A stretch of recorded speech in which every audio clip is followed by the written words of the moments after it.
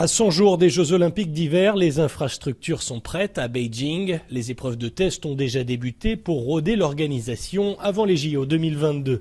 Aux quatre coins du monde, les athlètes sont en pleine préparation avant la reine des compétitions, comme le skieur Clément Noël, une chance de médaille pour la France.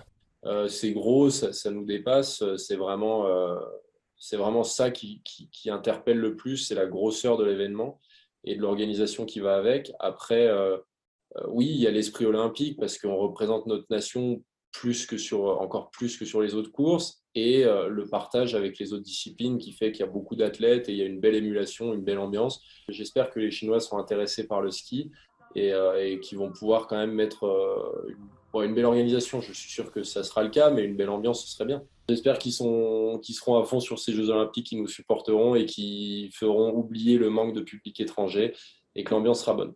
Contrairement aux JO de Tokyo l'été dernier, les 39 sites olympiques accueilleront du public des résidents chinois. Les épreuves en intérieur comme le patinage ou le curling se tiendront dans la capitale.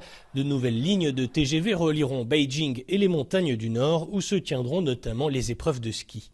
Il y a des infrastructures qui sont énormes, qui ont été créées, d'autres qui sont à une échelle, je dirais, plutôt classique. Les infrastructures vont être ce qu'elles sont, c'est-à-dire des infrastructures aux normes dans le cadre des règlements des fédérations internationales. Quoi qu'il arrive, ça sera un bel événement. C'est l'événement d'une vie pour certains athlètes, c'est le début d'une carrière pour d'autres, c'est la fin pour certains. Les Jeux Olympiques, ça reste unique, qu'on soit en Chine, qu'on soit à Milan, qu'on soit à Turin, qu'on soit à Vancouver. L'objectif, il reste à réaliser, c'est aller sur ces Jeux, prendre tout ça bien à bras-le-corps, regarder justement la victoire en face, si on peut regarder la victoire en face. Mais quelque part, ça reste le plus bel événement du monde pour un skieur de la fédération.